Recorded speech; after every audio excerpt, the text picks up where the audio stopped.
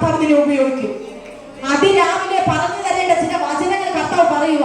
നമ്മൾ എഴുന്നേൽക്കത്തില്ല. 8:30 മണിയായാലും മൂടിക്കൊണ്ട് കിടക്കുക. 7 മണിയായോ കുഴപ്പമില്ല, കുറച്ചും കൂടെ കഴിഞ്ഞിട്ട് ഉറങ്ങാം, അമ്മ എല്ലാം ഉണ്ടാക്കിക്കോളുമല്ലോ. മരുമക്കളെ, എല്ലാ നാളും അമ്മ ഉണ്ടാക്കാൻ കാണില്ല. നീ ഇന്ന് എഴുന്നേറ്റില്ലെങ്കിൽ നാളെ വില കൊടുക്കേണ്ടി വരും. അമ്മമാരോടൊരു ദൂത്, നിങ്ങളുടെ മരുമക്കളെ തെറ്റിപ്പിക്കുന്നത് നിങ്ങളാണ്. എന്റെ മരുമകൾ ഒരു ജോലിയും ചെയ്യുന്നില്ല, കാരണം നിങ്ങളാണ്. ശരിയല്ലേ? നിങ്ങൾ സഹകരിക്കോ? ശരിയല്ലേ? നിങ്ങളുടെ മരുമകനെ തെറ്റിക്കുന്നത് ആരാണ്? നീ ഒറ്റയ്ക്കല്ലേ ഉള്ളൂ, അതൊന്നും നിനക്ക് പറയാം. ആരാണ്? ഈ അമ്മ തന്നെയാണ്, അല്ലേ? ഈ മരുമകൾ എഴുന്നേറ്റ് വരുന്ന മുമ്പേ എല്ലാ കാര്യങ്ങളും റെഡിയാക്കി വന്നാൽ മരുമകൾക്ക് പല്ല് തേച്ചിട്ട് തിന്നാ മതി. എന്നിട്ട് പറയും, വിളിച്ചിട്ട് നമ്മളോട് പ്രാർത്ഥന വിഷയം, എന്റെ മരുമകൾ ഒരു ജോലിയും ചെയ്യുന്നില്ല. ഞാൻ അവരോട് ചോദിച്ചു, നിങ്ങൾ എത്ര മണിക്ക് എണീക്കും? അവർ പറഞ്ഞു 5:30 എണീക്കും. അപ്പൊ മരുമകള് അവള് കിടന്നുറങ്ങും, അവക്ക് കുഞ്ഞുങ്ങളൊക്കെ നോക്കിയിട്ട് ലേറ്റായിട്ട് കിടക്കുന്നത്. വചനത്തിൽ ഞാനത് കണ്ടില്ല. ഹസ്ബൻഡിന്റെ കാര്യങ്ങൾ ഉത്തരവാദിത്തത്തോട് ചെയ്യാനും മക്കളുടെ കാര്യങ്ങൾ ഉത്തരവാദിത്തത്തോട് ചെയ്യാനും ഒരു സ്ത്രീയെ കർത്താവ് നിർമ്മിച്ചു എന്ന് വചനത്തിന്റെ അകത്തുണ്ട്. ലാവണ്യ വ്യാജവും സൗന്ദര്യം വ്യർത്ഥവുമാകുന്നു, യഹോവ ഭക്തിയുള്ള സ്ത്രീയോ പ്രശംസിക്കപ്പെടുമെന്ന് വചനത്തിലുണ്ട്. അനേക തരുണിമാർ സാമർത്ഥ്യം കാണിച്ചിട്ടുണ്ട്, എന്നാൽ ഇവരോ അവരിൽ എല്ലാവരും ശ്രേഷ്ഠയായിരിക്കുന്നത് വചനമുണ്ട്.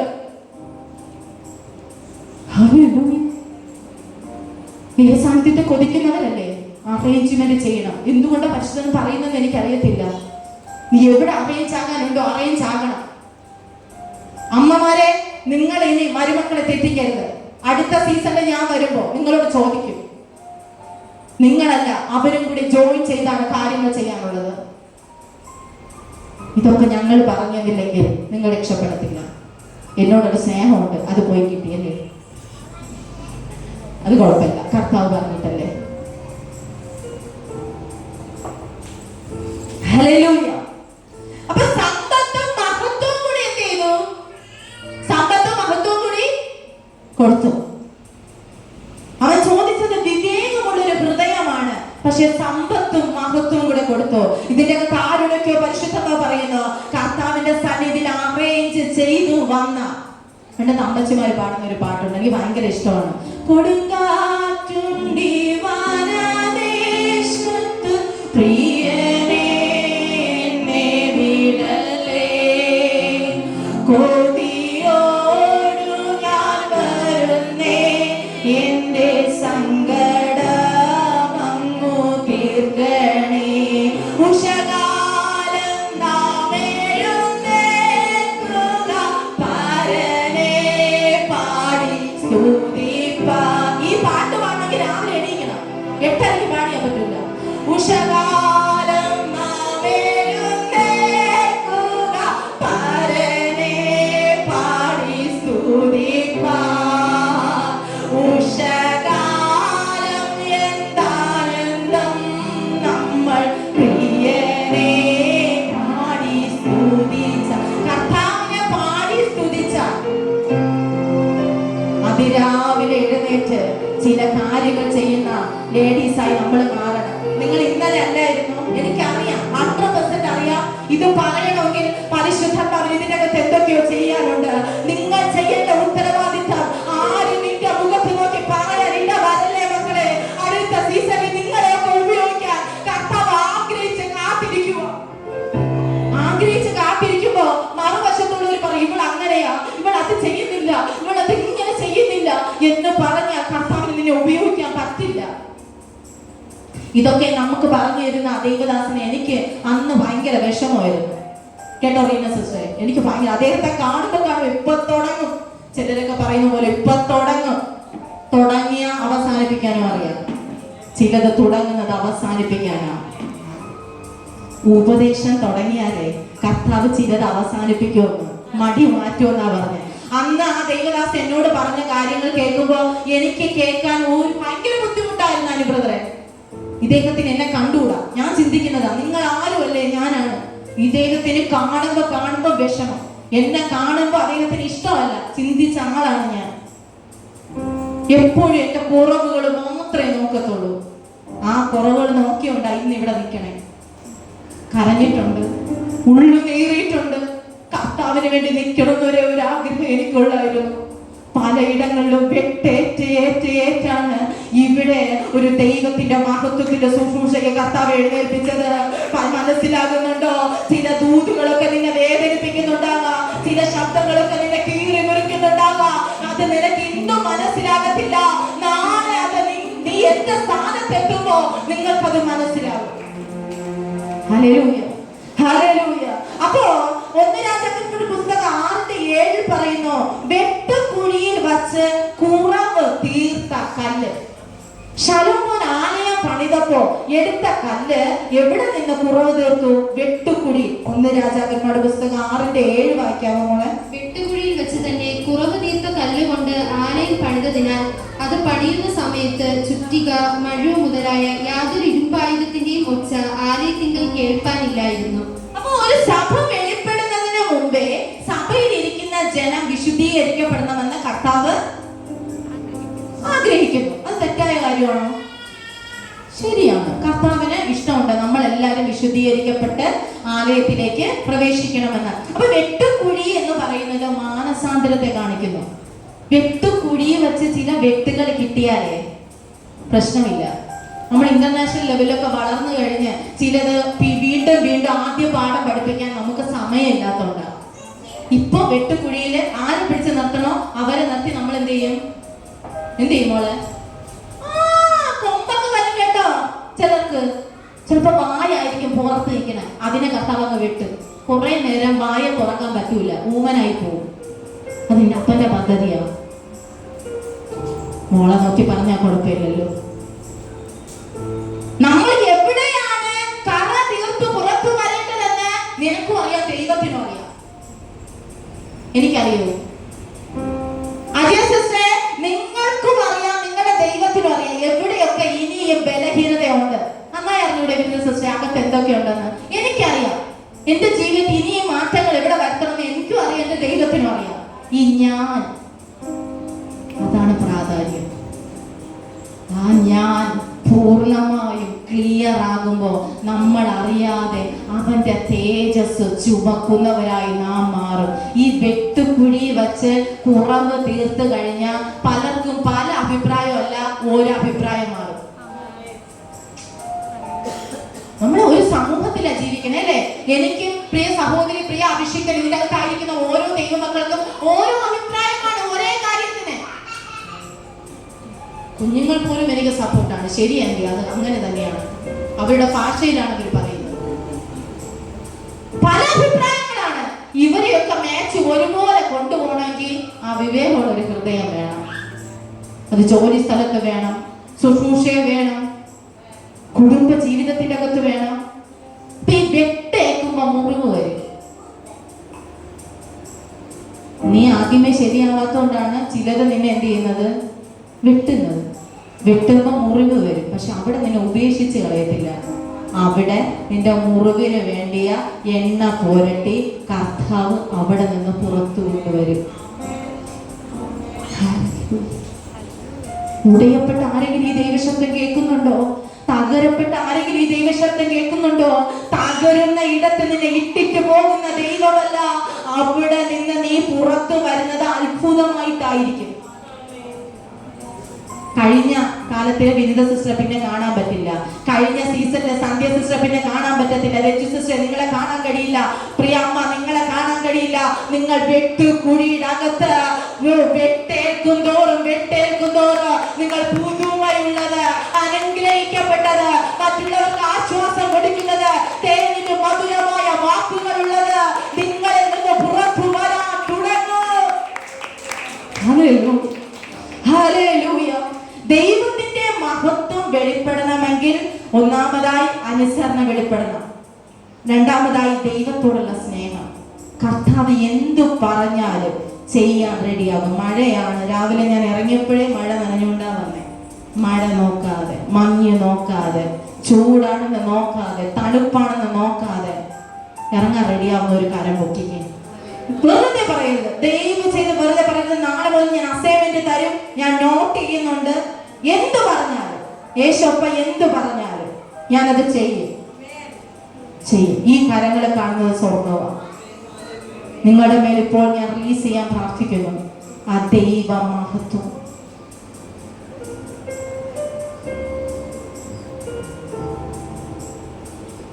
നിങ്ങൾ ഒരു ശുശ്രൂഷയ്ക്ക് വേണ്ടി എഴുന്നേൽക്കുമ്പോൾ 4 പാടിൽ നിന്നും പ്രശ്നം വരും.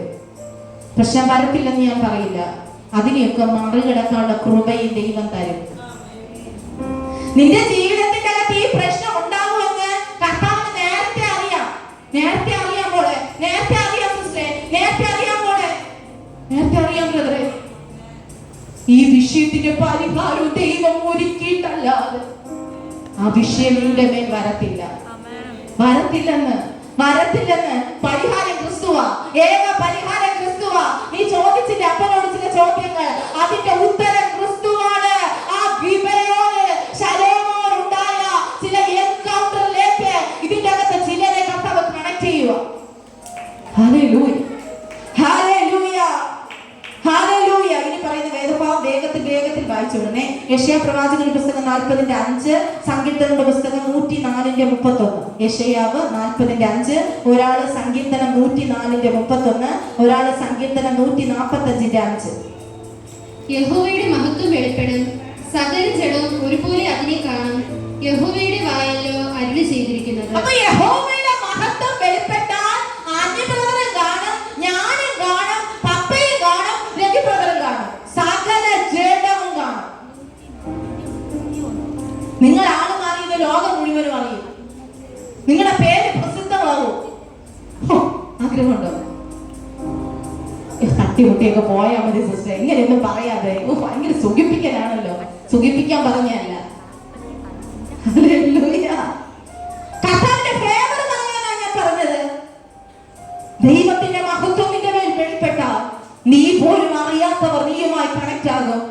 നീ ചിന്തിക്കാത്ത തലത്തിൽ അനുഗ്രഹിക്കപ്പെടാൻ തുടങ്ങും. നിന്റെ ഉറവ ഒരിക്കലും വറ്റി പോകത്തില്ല. സങ്കീർത്തനം 145:5. നിന്റെ പ്രതാപത്തിന്റെ തേജസ്സുള്ള മഹത്വത്തെയും നിന്റെ അത്ഭുത കാര്യങ്ങളെയും ഞാൻ ധ്യാനിക്കും. ഓ പ്രതാപം മഹത്വ, പ്രതാപം മഹത്വ, പ്രശംസ മഹത്വ. ഞാൻ ബലഹീനമായിരിക്കുമ്പോൾ തന്നെ എന്നെ ബലപ്പെടുത്തുന്ന ഒരു മഹത്വമുണ്ട്, ആ തേജസ്സുണ്ട്. പിടിയിട്ടുന്നുണ്ടോ? ഒന്ന് വായിച്ചേ. സങ്കീർത്തനം 87:3, ഒരാൾ യെശയ്യാവ് 52:10. ദൈവത്തിന്റെ നഗരമേ, നിന്നെക്കുറിച്ച് മഹത്വമുള്ള കാര്യങ്ങൾ അരുളി ചെയ്തിരിക്കുന്നു. രഞ്ജിസിനോടുള്ള ദൂതാണ്, നിന്നെ കുറിച്ച് മഹത്വമുള്ള കാര്യങ്ങൾ അരുളി ചെയ്തിരിക്കുന്നു. പാറശാലയിൽ നിന്ന് കൊണ്ടുവന്നപ്പോ കർത്താവിനോട് ചോദിച്ചൊരു ചോദ്യമാണ്, ഞാൻ ഇനി എന്ത് ചെയ്യണം? നിന്നെ കുറിച്ച് മഹത്വമുള്ള കാര്യങ്ങൾ അരുളി ചെയ്തിരിക്കുന്നു. ആ മഹത്വത്തിന്റെ പാക്കേജിന്റെ അകത്ത് നിനക്കുള്ള അനോയിന്റിംഗ് ഉണ്ട്, നിനക്കുള്ള നന്മയുണ്ട്, നിനക്കുള്ള വിടുതലുണ്ട്, നിന്റെ കരച്ചിലിന്റെ ഉത്ഫലമുണ്ട്. ആ മഹത്വം പ്രാപിച്ചുകൊണ്ട് മടങ്ങി പോകാൻ ദൈവാത്മാവ് ആലോചന പറയുന്നു. സങ്കീർത്തനം 57:5. സങ്കീർത്തനം 57:5, ഒരാൾ ഫിലിപ്പിയർ 4:19. ദൈവമേ, നീ ആകാശത്തിന് മീതെ ഉയർന്നിരിക്കണമേ, നിന്റെ മഹത്വം സർവ്വഭൂമിയിലും പരക്കട്ടെ. അപ്പൊ സർവ്വഭൂമിയിലും പരക്കുന്ന ഒരു മഹത്വം. സ്വർഗാദി സ്വർഗവും അങ്ങേ പോലാകില്ല. സ്വർഗം തേജസ് കൊണ്ട് മൂടിയിരിക്കുന്നത് പോലെ നീ ആയിരിക്കുന്ന നിന്റെ ശരീരം ദൈവത്തിന്റെ മഹത്വം കൊണ്ട് മൂടാൻ പോവുകയാണ്. അടുത്ത സങ്കീർത്തനം 57:5, ഫിലിപ്പിയർ 4:19, ഒരാൾ എഫെസ്യർ 3:21. എന്റെ ദൈവമോ, നിങ്ങളുടെ ബുദ്ധിമുട്ടൊക്കെ മഹത്വത്തോടെ തന്റെ ധനത്തിനൊത്തവണ്ണം ക്രിസ്തു യേശുവിൽ പൂർണ്ണമായി തീർത്തു തരും. സാമ്പത്തികമായി ബുദ്ധിമുട്ടുള്ളവർ എല്ലാവരും കരങ്ങൾ ഉയർത്തിക്കേ, കൈ ഉയർത്തിക്കേ, എല്ലാരും കര ഉയർത്തിക്കേ. അങ്ങനെ സാമ്പത്തികമായി ബുദ്ധിമുട്ട് എന്റെ ലൈഫിൽ ഉണ്ടെന്നുള്ളവര്, കർത്താവിന്റെ വചനം പറയുന്നു, നിങ്ങളുടെ ബുദ്ധിമുട്ടൊക്കെയും തന്റെ മഹത്വത്തിന്റെ ധനം, മഹത്വത്തിന്റെ ധനം, മഹത്വത്തിന്റെ അകത്ത് നിനക്കുള്ള ധനമുണ്ട്. നിനക്ക് ഒരുക്കി വെച്ചിരിക്കുന്ന സാമ്പത്തിക നന്മയുണ്ട്. അഭിഷിക്ത, ഒരു ദിവസം പോലും ജോലി ഇല്ലാതെ നിന്റെ വീട്ടിൽ ഇരിക്കാൻ ദൈവം അനുവദിക്കത്തില്ല. ഇത് ആ മഹത്വത്തിന്റെ അകത്തുണ്ട്. മനസ്സിലാവുന്നുണ്ടോ? അവന്റെ മഹത്വത്തിന്റെ ധനത്തിൽ ഒത്തവണ്ണം. അടുത്ത വായിച്ചേ, എഫേസ്യർ ആണല്ലോ വായിച്ചേ, അല്ലല്ല, എഫേസ്യർ 3:21 വായിച്ചേ. സഭയിലും ക്രിസ്തു യേശുവിലും എന്നേക്കും തലമുറ തലമുറയായി മഹത്വം ഉണ്ടാകും. ഈ മഹത്വം നമ്മുടെ തലമുറയിൽ മാത്രമല്ല, പാപ്പച്ചബ്രദറിന്റെ കാലഘട്ടം കഴിഞ്ഞ തലമുറ തലമുറ തലമുറ, രവിബ്രദറിന്റെ കാലഘട്ടം കഴിഞ്ഞ തലമുറ തലമുറ തലമുറ, പവിത്രന്റെ കാലഘട്ടം കഴിഞ്ഞ തലമുറ തലമുറ തലമുറ. ഇത് ഒരു വ്യക്തിയിൽ അവസാനിക്കുന്നതല്ല. ഈ മഹത്വം തുടങ്ങി കഴിഞ്ഞാൽ നമ്മുടെ പുറകിൽ ആരെയും കാണാൻ കഴിയുന്നില്ല. പാപ്പച്ചബ്രദറൊന്ന് ശുശ്രൂഷിച്ചപ്പോ പല തലമുറകൾ പുറത്തു വരുമെന്ന് ഇതിന്റെ അകത്ത് ദൈവാത്മാവ് എഴുതി വച്ചിട്ടുണ്ടെങ്കിൽ ആ വ്യക്തികളെല്ലാം പുറത്തു വരും, സൈന്യമായി നിൽക്കും. എന്റെ പുറകിൽ എന്റെ കുഞ്ഞുങ്ങളെ കർത്താവ് പ്രിപ്പയർ ചെയ്യുക. നിങ്ങൾക്ക് ഇപ്പൊ കാണാൻ പറ്റില്ല, പക്ഷെ എന്റെ കാലഘട്ടം, ഞാൻ ഗുഡ് ബൈ പറയുന്ന ഒരു സമയമുണ്ട്, നിത്യത്തിൽ എടുക്കപ്പെടുന്ന ഒരു സമയമുണ്ട്. ആ സമയമാകുമ്പോ എന്റെ കുഞ്ഞ് എഴുന്നേക്കും. ഞാൻ ഈ സഭയോട് വിളിച്ചു പറയുന്നു, തലമുറ തലമുറ ഈ മഹത്വം തലമുറ ഉയർത്തി റിസീവ് ചെയ്തു. തലമുറ തലമുറ ഞങ്ങളുടെ കാലഘട്ടം കഴിഞ്ഞാലും ഈ മഹത്വത്തെ കൊണ്ടു നടക്കാൻ ഒരാളില്ലാതെ പോവല്ലേ അപ്പ. തലമുറ തലമുറ പറയുമ്പോ സാന്നിധ്യം ഞാൻ അനുഭവിക്കുന്നു. ദൈവത്തെ മാനിച്ച നിന്നെ മാനിക്കും. നിയമപ്പെട്ടക ഹല്ലേലൂയ വിശുദ്ധ സ്ഥലത്ത് കെരൂബുകളുടെ മീതെ കൊണ്ടുവച്ചു. ചിറകുകൾ കൊണ്ട് കെരൂബുകൾ അതിനെ മൂടിയപ്പോൾ അതിൻ്റെ അകത്ത് മോശ കൊടുത്ത 2 കൽപ്പലകയല്ലാതെ ആ നിയമപ്പെട്ടകത്തിന്റെ അകത്ത് ഒന്നും ഉണ്ടായിരുന്നില്ല. ഈ കെരൂബുകൾ ഈ നിയമപ്പെട്ടകത്തെ ചേർത്തങ്ങ് മൂടി. അന്ന് ആരും ഒന്ന് വന്നേ, നിങ്ങൾക്കൊന്ന് കാണിച്ചു കൊടുക്കാനാണ്. നമ്മൾ രണ്ടുപേരും കെരൂബാണെന്ന് നിങ്ങൾ വിശ്വസിക്കുക.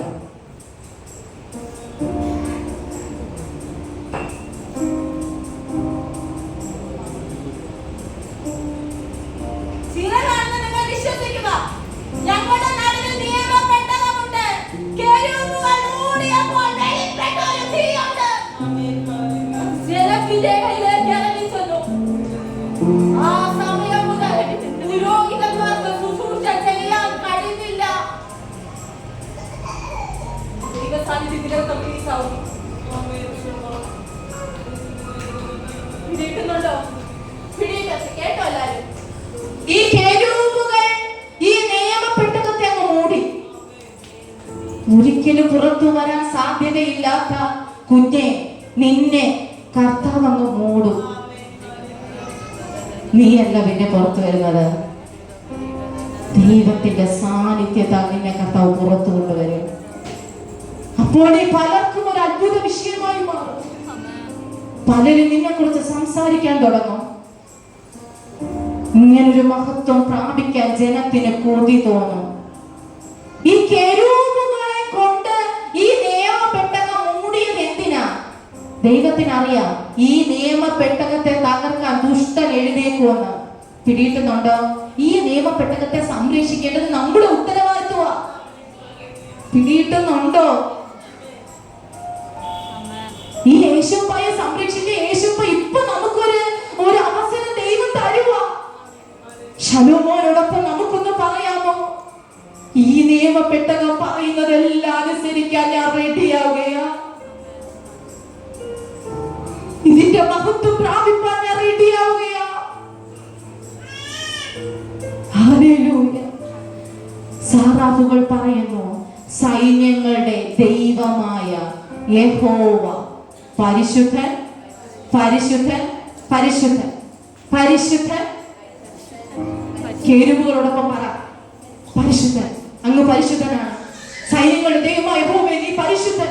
ഞാൻ നിങ്ങളോടൊപ്പം. ഈ തേജസ് കണ്ടവൻ ഇനി പുറകെ പോകാൻ പറ്റില്ല, പുറകോട്ട് പോകാൻ പറ്റത്തില്ല. ഈ മഹത്വം കണ്ടവൻ ഇനി പുറകോട്ട് പോകാൻ കഴിയില്ല. കാരണം നിന്നെ സ്വർഗം നേരിട്ടാണ് സെലക്ട് ചെയ്തിരിക്കുന്നത്. Hallelujah, hallelujah. ഇപ്പൊ കത്തി കത്തി തുടങ്ങിയതേ ഉള്ളൂ. ആർക്കൊക്കെയോ കത്തി വെളിപ്പാട് ഇപ്പൊ തുടങ്ങിയതേ ഉള്ളൂ. ഇത് കത്താത്ത തീയായി ഈ ചർച്ചിന്റെ അകത്ത് ഞാൻ ഇമ്പാക്ട് ചെയ്യുന്നു. ഈ കെരൂബുകൾ അധിവസിക്കുന്ന സർവശക്തനായ ദൈവത്തിന്റെ മഹത്വം ഞങ്ങളുടെ മൺകൂടാരത്തിലേക്ക് ഇപ്പോൾ കത്തട്ടെ. സ്വർഗ്ഗത്തിൽ അധിവസിക്കുന്ന അതേ മഹത്വം. ഓ റല റേ ലേ ലേ നീഗമാന രക്ഷനാക ഭാരതത്തിൽ നിലനിൽക്കട്ടെ.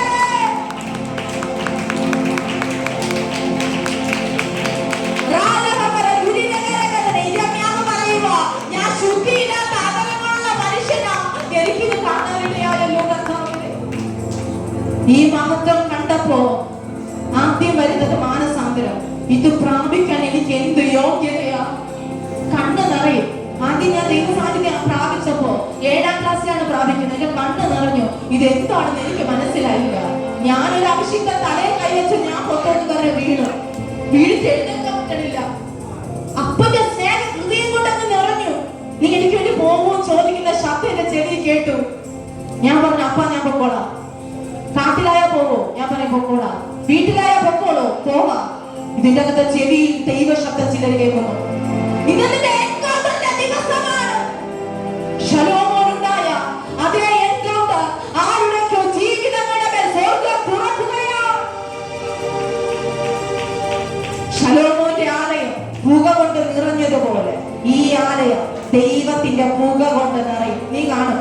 ഇതിന്റെ അകത്ത് ഈ മീറ്റിംഗ് കഴിയുമ്പോ ചിലര് പറയും, അങ്ങനെ ടെസ്റ്റിമണി വെളിപ്പെടും. വിട്ടുകളയല്ലേ, ഈ സാന്നിധ്യത്തെ വിട്ടുകളയല്ലേ. ഓ അല്ലാതെ അന്യഭാഷ സംസാരിച്ച്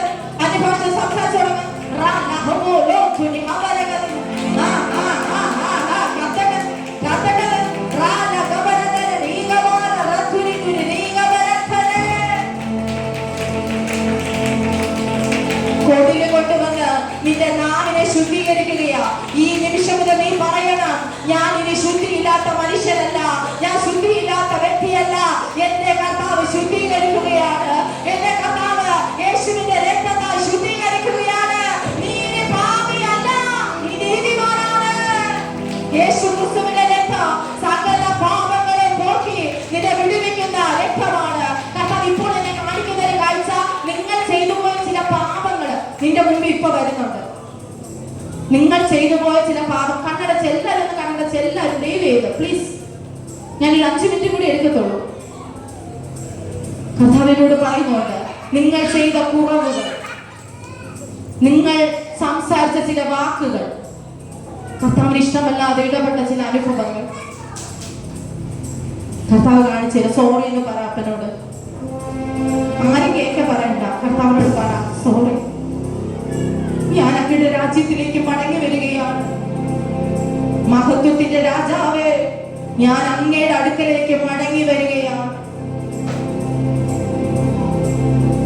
എത്ര പേരാ ദൈവ സാന്നിധ്യം ഇപ്പോൾ അനുഭവിക്കുന്നത്? അവരുടെ കരം മാത്രം ഒന്ന് കൈകൊട്ടിക്കേ.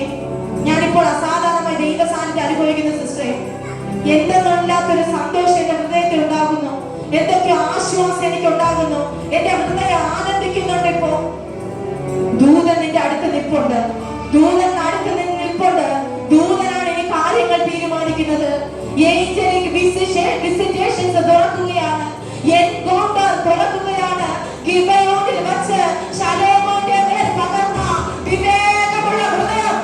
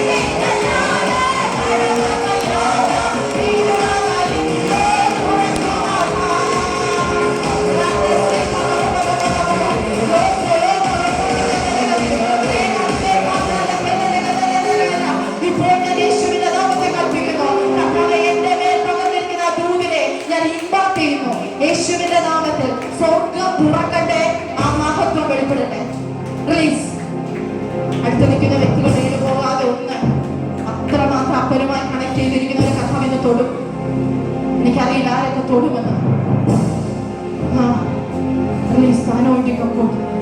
ഇതുവരെ പ്രാപിച്ചതുപോലെ അല്ല കുഞ്ഞെ. അടുത്ത ലെവൽ, ഹയർ ലെവൽ ഓപ്പൺ ആയിട്ടുണ്ട്. ഹയർ ലെവൽ, ഈ ലെവലിന്റെ അടുത്ത് നീ കയറിയ നീ രക്ഷപ്പെടും. ചിലർ കയറി പിടിക്കുന്നല്ലോ, എനിക്ക് വേണമോ? Yes, release, release, release the anointing of God.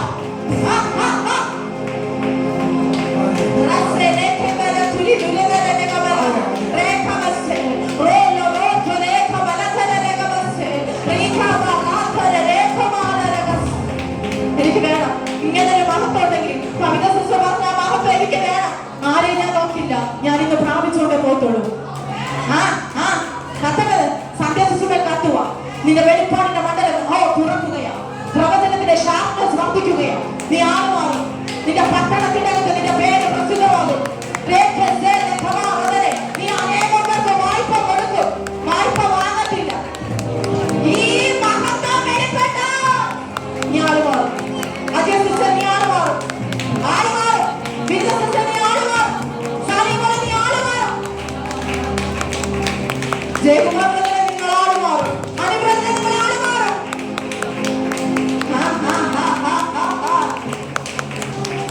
അനുഗ്രഹിക്കുന്നു.